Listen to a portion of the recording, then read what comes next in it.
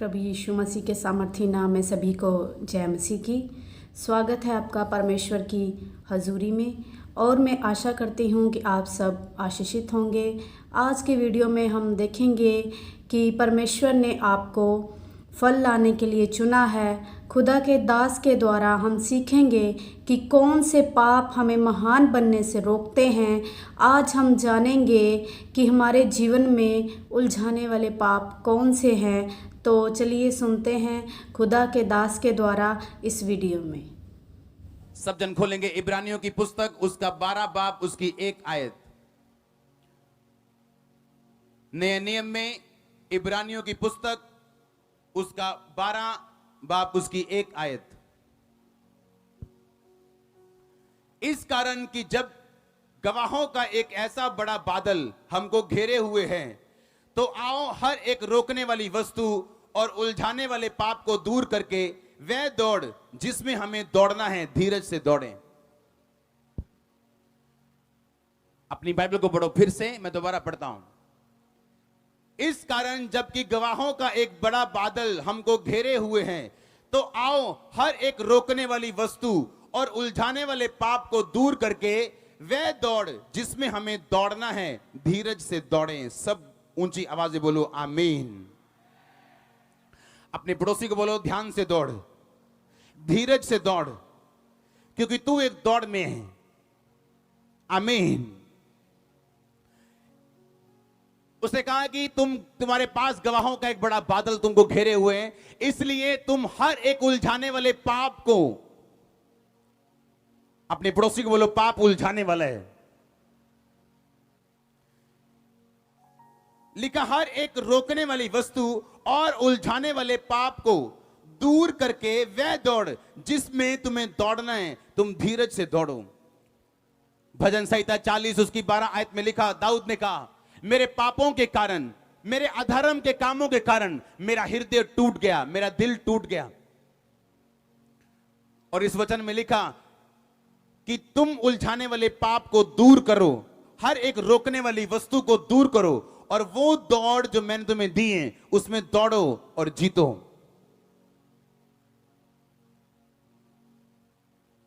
पहली तरह का पाप जो आज एक मसीही व्यक्ति करते हैं वो है उलझाने वाला पाप और रोकने वाला पाप। आप जानते परमेश्वर ने कहा, तूने मुझे नहीं चुना, तूने क्रिश्चियनिटी को नहीं चुना, तूने मुझे कबूल नहीं किया, मैंने तुझे चुना और ठहराया कि तू फल लेके आ सके। मैंने तुझे चुना और ठहराया। हम कहते हैं कि हम फलाने दिन को चर्च में गए और प्रभु ने हमें चुन लिया और मैंने प्रभु को चुन लिया। ऐसा नहीं, आप परमेश्वर के दूतों के द्वारा आज यहां पे लाए गए हो। उसी के दूतों के द्वारा आप चर्च में गए थे और उसी ने आपको चुना। और बाइबल कहती इसलिए चुना कि तुम फल लेके आ सको और तुम्हारा फल बना रहे। इसका मतलब परमेश्वर ने आपको किसी फल लाने के लिए, किसी काम को करने के लिए, अपनी महिमा को दिखाने के लिए दूसरे लोगों को आपको चुना। लेकिन शैतान भी इस बात को जानता है, इसीलिए उसने लोगों को रोक दिया उलझाने वाले पाप से और रोकने वाली वस्तु से। और यहां पे परमेश्वर का दास कलीसिया को कह रहे हैं कि तुम रोकने वाली वस्तु और उलझाने वाले पाप को दूर करो। ये वो पाप हैं जो एक मसीही व्यक्ति अपनी जिंदगी में करते हैं और हमेशा ग्रेटनेस से, हमेशा महानता से दूर रह जाते हैं। ये वो पाप नहीं है जो आपको स्वर्ग जाने से रोक ले, ये वैसा पाप नहीं है। अगर ये बढ़ जाए तो आपको स्वर्ग जाने से रोक सकते हैं, लेकिन ये वो पाप की बात कर रहे हैं जो आपको उलझाते हैं और आपको रोकते हैं ताकि आप ग्रेट ना बन सके।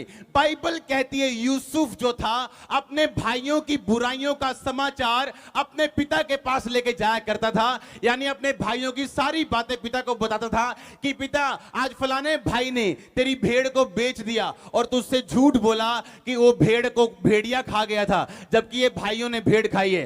एक भाई की गर्लफ्रेंड है लेकिन वो तुझे बताता नहीं कि वो व्यभिचार में है। एक भाई फलाना पाप करता है, एक झूठ बोलते हैं, लेकिन बाइबल कहती यूसुफ सबसे अकेला रहता था क्योंकि वो किसी का काना नहीं था।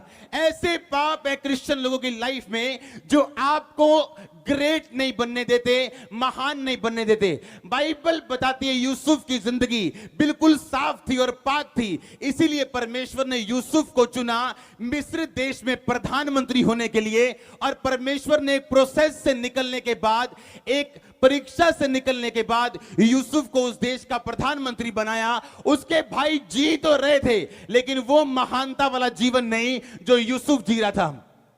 जब आप महानता की राह पे निकलते हैं तो आप लॉबी नहीं बनाते हैं, आप झुंड में नहीं चलते हैं, आप भीड़ में नहीं चलते हैं। जब आप महानता का जीवन बनाते हैं, आपको कोई मतलब नहीं आपका साथी शराब पी रहा है कि नहीं पी रहा, आपको कोई मतलब नहीं आपके 10 दोस्त आज जाके दारू पी के पार्टी कर रहे हैं अपनी शादी पे, आपको कोई मतलब नहीं, क्योंकि आप जानते हैं ये पाप आपको कई बार स्वर्ग जाने से तो नहीं रोकेगा, शायद रोक भी दे, लेकिन ये पाप आपको महानता से 100% रोकेगा।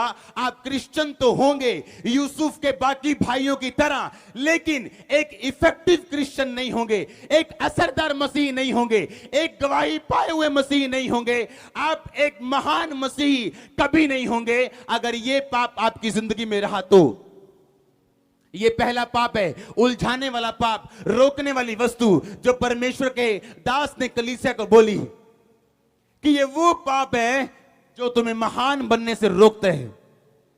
हो सकता तुम्हें स्वर्ग जाने से भी रोक दे, हो सकता ना रोके कि तुम माफी मांग लो, लेकिन ये तुम्हें महान नहीं बनने देगा, तुम्हारी लाइफ को कभी भी ऊपर नहीं जाने देगा। जोर से बोलो हालेलुया। पौलुस कहता है जो मैं नहीं करना चाहता वो मैं कई बार करता हूं, कहता जो मैं करना चाहता हूं वो मैं कर नहीं सकता। आपको मालूम है रात के 11 बज चुके हैं, आपको मालूम है ये आपका प्रार्थना का टाइम है, आपने फेसबुक को ऑन किया और आप उसे छोड़ नहीं रहे और सर्फिंग करते जा रहे हो, 11:30 हो गए, 12 बज गए। ये पाप है जिसकी मैं बात कर रहा हूं, जो आपकी क्रिश्चियनिटी में आपकी साल्वेशन को तो शायद नुकसान ना पहुंचाए, लेकिन आपको ग्रेट बनने से 100% रोक देगा। इसीलिए पौलुस ने कहा था तीमुथियुस को, तीतुस को और सब अपने आत्मिक बेटों को कि तुम जितेंद्रिय बनना, अपनी इंद्रियों को जीतना। अगर तुम खुदा का काम करना चाहते हो, अगर उसकी महिमा को फैलाना चाहते हो, तो तुम्हारी इंद्रियों के ऊपर तुम्हारा काबू होना चाहिए। हमें पता है, मैं मालूम है कि 9 बज गए, अगर हम टीवी पे बैठ जाएंगे नागिन प्रोग्राम देखने तो प्रार्थना का टाइम छूट जाएगा, लेकिन अभी भी अपने आप को टीवी के सामने बैठा हुआ पाते हैं। हमें मालूम है कि ये सेल्फ सेक्स सिन है, हमें मालूम है कि एक बंदे का, एक लड़की का, एक बंदे का, एक जन का, एक भाई का किसी गलत औरत के साथ संबंध तो नहीं है, पर वो सेल्फ सेक्स का शौकीन है। और ये पाप आपको ग्रेट बनने से रोक रहे, आपको पीछे रख रहे, आपको वहां नहीं जाने दे रहा जहां आपको जाना चाहिए। और ये सच्चाई है जो आज मैं आपको बता के जा रहा हूं। और बहुत से जवान जो शादीशुदा नहीं है इस पाप में फंसे हुए हैं। अब वो माफी मांग लेते हैं, लेकिन उन्हें यह नहीं पता आप माफी मांग लेंगे तो खुदा माफ तो कर देगा, लेकिन आप महान नहीं बन सकते। एक्स्ट्रा सोई पे प्रार्थना आनी है, लेकिन तब 6 बजे की बजाय 9 बजे उठना। यह पाप आपकी साल्वेशन को तो नुकसान नहीं पहुंचाता, पर आपको ग्रेट बनने से रोकता है। और जब एक इंसान ग्रेट नहीं बनता, जब उसकी जिंदगी में ग्रेट रिजल्ट नहीं आता, तो इंसल्ट आती है। या तो गुड रिजल्ट आएगा या तो इंसल्ट आएगी, या तो अच्छा परिणाम आएगा या बेइज्जती आएगी। इसीलिए बहुत सारे क्रिश्चियन लोग वो जीवन नहीं जी पाते जिसके लिए प्रभु यीशु मसीह ने उनको अपने पास बुलाया। और इसीलिए परमेश्वर ने यूहन्ना की इंजील में कहा कि मैं इसलिए नहीं आया कि तुम जीवन पाओ, मैं इसलिए आया कि तुम बहुतायत का जीवन पाओ, अबंडेंस लाइफ तुम्हारे पास हो, जितना तुम्हें चाहिए उससे ज्यादा तुम्हारे पास हो। ऐसा जीवन मैं तुम्हें देने के लिए कुर्बान हुआ हूं, मारा गया हूं, गाड़ा गया हूं, जी उठा हूं और आज भी जीवित हूं। हालेलुया, जोर से बोलो हालेलुया। अब इस तरह का पाप आपको, आपकी साल्वेशन तो नहीं रोकता, आपकी मुक्ति को तो कई बार नुकसान नहीं पहुंचाता कि आप ज्यादा सोने के शौकीन हैं, आप आलसी हैं, बाइबल बताती है। लेकिन यह पाप आपको ग्रेट बनने से, महान बनने से आपको रोकता है। ज्यादा मोबाइल यूज करना जबकि प्रार्थना का टाइम हो चुका है, ज्यादा बोलना, और पवित्र आत्मा आपको बोलने से मना कर रहा है अंदर, लेकिन आप बोलते जा रहे हैं, और यही चीजें आपको ग्रेट बनने से रोक रही। हालेलुया। दूसरा पाप जिसके बारे में दाऊद कहता है परमेश्वर मुझे ढिठाई के पापों से बचा। ढिठाई का पाप वो पाप है जो आपकी साल्वेशन खत्म कर सकता है, आपकी मुक्ति खत्म कर सकता है, आपको नरक भी भेज सकता है और धरती पर भी आपको सफर करने के लिए मजबूर कर सकते हैं। सुलेमान को मालूम था, परमेश्वर ने कहा था अपना दिल अन्य जाति स्त्रियों को मत देना, लेकिन बाइबल कहती सुलेमान जब बूढ़ा हुआ तो उसने इतनी लड़कियों के साथ शादी कर ली, इतनी शादियां कर ली अन्य जाति औरतों के साथ कि बाद में वो उनके देवताओं में फंसा। बाइबल कहती है ये ढिठाई का पाप था, ये कोई छोटा पाप नहीं था, ये बड़ा पाप था। और बाइबल कहती है इस पाप के कारण परमेश्वर ने उसे रिड्यूस कर दिया, उसे कम कर दिया। और परमेश्वर ने कहा जो वायदा मैंने तेरे पिता दाऊद के साथ किया था कि तुम्हारी गद्दी पे कोई ना कोई तुम्हारी उस गद्दी पे कोई ना कोई तुम्हारा वंश बैठा करेगा। अब मैं वो वचन वापस लेता हूं, बैठा तो करेगा लेकिन सिर्फ एक गोत्र के ऊपर, 12 गोत्र 11 गोत्र पे नहीं। मैं 10 गोत्र तुमसे छीनता हूं, तुम्हें रिड्यूस करता हूं, तुम्हें कम करता हूं। ढिठाई के पाप आपको छोटा करते हैं, ढिठाई के पाप आपको आपके कद को छोटा करते हैं, आपकी सेवकाई को छोटा करते हैं, आपकी लाइफ को छोटा करते हैं, आपकी स्पिरिचुअल, आपकी डिग्निटी, आपके जीवन को छोटा करते हैं। ढिठाई के पाप आपको मालूम है ये पाप है, आपको मालूम है वेश्याओं के पास नहीं जाना है, आपको मालूम है शराब नहीं पीनी है, आपको मालूम है व्यभिचार नहीं करना है, लेकिन ये ढिठाई का पाप है। और बाइबल कहती दाऊद ने कहा हे परमेश्वर मुझे ढिठाई के पापों से बचा के रख। दाऊद को कोई मार नहीं पाया, कोई दुश्मन उस पर कब्जा नहीं कर पाया। 66 लड़ाइयां लड़ा, 66 लड़ाइयां जीता, लेकिन जब सफर किया, जब मुश्किल में आया तो ढिठाई के पापों की वजह से आया।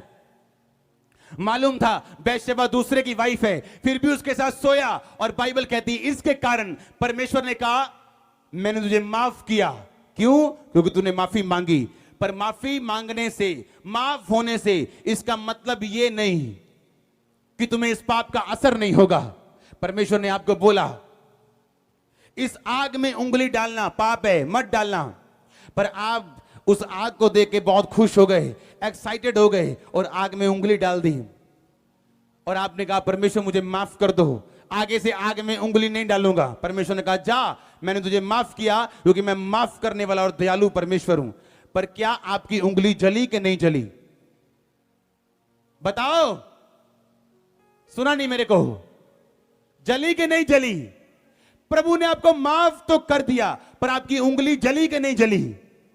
ढिठाई का पाप जब दाऊद ने किया, नातान नबी ने कहा खुदा ने तुझे, यहोवा ने तुझे माफ किया। पर माफ करने का मतलब यह नहीं कि अब तू उन चीजों से होकर नहीं गुजरेगा। बाइबल कहती उस पाप के कारण उसका अपना घराना उसका विरोधी हुआ। उसका अबशालोम नाम का एक बेटा मारा गया विरोध में, और ओदनिया नाम का बेटा मारा गया विरोध में, क्योंकि दाऊद ने परमेश्वर के खिलाफ ढिठाई का पाप किया। तीसरी तरह का पाप है ढिठाई के पाप को कवर करने की कोशिश करना। यह ऐसा पाप है जिसका दंड परमेश्वर जरूर देते हैं। बाइबल कहती परमेश्वर जब दाऊद को उसने देखा कि दाऊद ने बैशेबा के साथ पाप किया तो परमेश्वर नाराज हुआ, वो दुखी हुआ। उसको सजा मिलनी थी, पर जानते हैं परमेश्वर का क्रोध भड़क उठा जब उसने उस पाप को बचाने के लिए, उसको कवर करने के लिए उसके पति को भी लड़ाई में आगे रख के जानबूझ के मरवा दिया। परमेश्वर ने कहा तूने इस कारण अपना पाप कवर करने की कोशिश की, अब मैं तुम्हें छोड़ूंगा नहीं, क्योंकि अब तेरे घराने में वो तलवार जो तूने हित्ती उरिया पे चलाई है, अब तेरे घराने में वो तलवार चलाई जाएगी।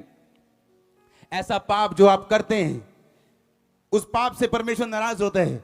नीति वचन 28 उसकी 13 आयत में लिखा, जो अपने अपराध छिपा रखता है उसका कार्य सफल नहीं होता, परंतु जो उनको मान लेता और छोड़ देता है उस पर दया की जाएगी। दाऊद की जिंदगी की गलती यह थी, उसने पाप किया, प्रभु ने उसे माफ कर देना था, कुछ सजा उसे मिलनी थी, लेकिन उसने उस पाप को कवर करने के लिए हित्ती को, उरिया को, उसके हस्बैंड को भी मरवा दिया। परमेश्वर ने कहा यह मैं अब सहन नहीं कर सकता, एक तो आपने चोरी की, अब उस चोरी को छुपाने के लिए कागजों में भी हेरा फेरी चल रही है। एक तो आपने चोरी की और उस चोरी को छुपाने के लिए अब आप लगातार लोगों से कह रहे हो अच्छा ये बात किसी को बताना नहीं, ये बात किसी को बताना नहीं। एक आपने विरोध किया परमेश्वर के दास का और दूसरी बात बोला अच्छा ये बात बताना नहीं, अच्छा ये बात बताना नहीं। विरोध की सजा तो मिलेगी मिलेगी, लेकिन पाप को छुपाने की सजा भी परमेश्वर देगा।